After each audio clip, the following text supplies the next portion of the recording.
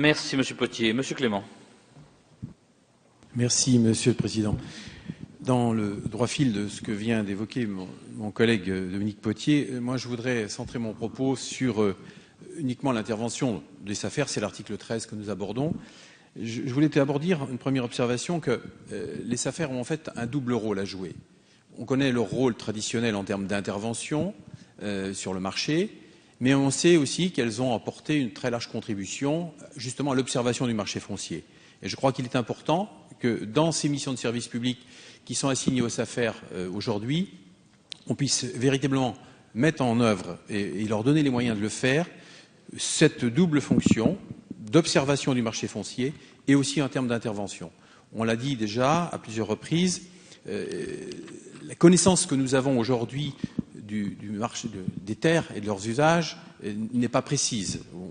On avance des chiffres, ils sont souvent fallacieux. Je crois qu'il est important que les SAFER puissent connaître le marché et ça suggère une opération à la fois de connaître les opérations à titre onéreux, bien sûr, mais aussi les opérations qui sont faites à titre gratuit. Et ça suggère également de connaître ce qu'il en est à la fois du marché foncier entre personnes physiques, mais aussi peut-être parfois ou également à l'intérieur des personnes morales. Deuxième observation, je crois qu'il est aussi nécessaire de prendre la mesure que l'agriculture a évolué vers des formes sociétaires multiples et que dans cette hypothèse, aujourd'hui, le foncier, souvent, est véhiculé par les sociétés qu'il porte et non pas uniquement par des personnes physiques. Donc je pense que le regard que la SAFER doit avoir aujourd'hui sur ce marché foncier doit passer aussi par le prisme éclairant de celui de la société. Et en la matière, il est non seulement utile, mais nécessaire de faire évoluer l'intervention des SAFER en direction des sociétés, quelle qu'elle soit leur forme immobilière ou d'exploitation. Troisième observation, je crois qu'il faut aussi prendre la mesure qu'avec le temps, il y a des personnes très habiles qui ont trouvé et éprouvé toutes les techniques mises en œuvre et que très souvent l'intervention de la SAFER s'est trouvée écartée juridiquement, légalement d'ailleurs, parce que la loi a parfois des espaces dans lesquels les plus habiles s'immiscent. Et je pense notamment aux aspects de démembrement de propriété qui, dans certaines régions de France, sont carrément, je dirais, le sport national ou sport local, dirons-nous. Je pense aux régions viticoles.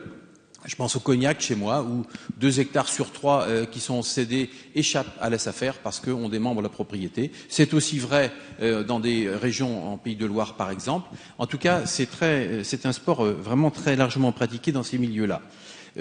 Donc je pense qu'il faudra regarder très précisément que cette intervention puisse être permise aussi. Quand on dit intervention, ça ne veut pas dire que... On sait bien que la SAFER, elle a un droit de préemption dont elle se sert avec discernement et parcimonie.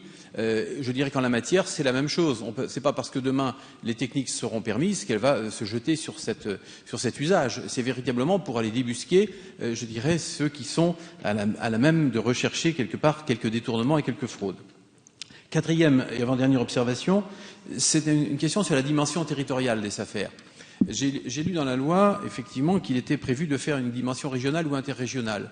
Je veux simplement alerter le ministre et le rapporteur sur le fait que je crois qu'il ne faut pas tomber dans 2 écueils. On sait bien qu'il faut, si on est trop petit, c'est une question de pertinence d'intervention et qu'on corrige ce niveau, ça me semble utile.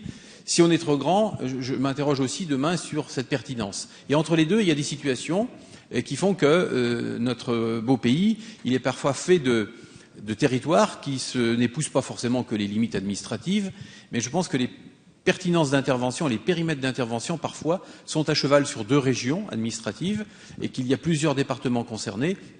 Donc je pense que cette question-là mérite d'être précisée sur la dimension territoriale.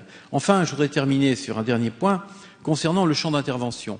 Sur le champ d'intervention, on sait que la SAFER va pouvoir intervenir dans un certain nombre de situations. Moi, je voudrais relier ça aussi par rapport à la rétrocession. Moi, je fais un constat où aujourd'hui, on a des exploitations agricoles qui ont été ajoutées les unes aux autres et les bâtiments sont devenus, je dirais, inusités pour un usage agricole. En revanche, il n'est pas interdit de penser qu'il pourrait redevenir intéressant pour l'agriculture. Et notamment, ça irait dans le droit fil de ce que nous voulons éviter, une consommation intempestive de l'espace. En milieu rural, la construction, l'étalement urbain, c'est aussi en milieu rural que nous le constatons. Moi, je préférerais qu'on puisse faire renaître à l'habitation un certain nombre de bâtiments qui ont été hier oubliés. Et je pense, je vois dans ma circonscription, on avait énormément de métairies, parce que j'étais une région de métayage très prononcée, et on a des fois des exploitations qui aujourd'hui représentent 7 ou 8 fermes, et autant de bâtiments qui pourraient redevenir des usages soit professionnels, soit d'habitants, et les maires en seraient tout à fait satisfaits. Donc, sous ces 5 angles d'attaque, je voulais simplement alerter que nos amendements sont là pour éclairer aussi sur l'utilité qu'il y a à redonner, je dirais, une actualité de l'intervention des SAFER dans ce domaine. Je vous remercie. Merci.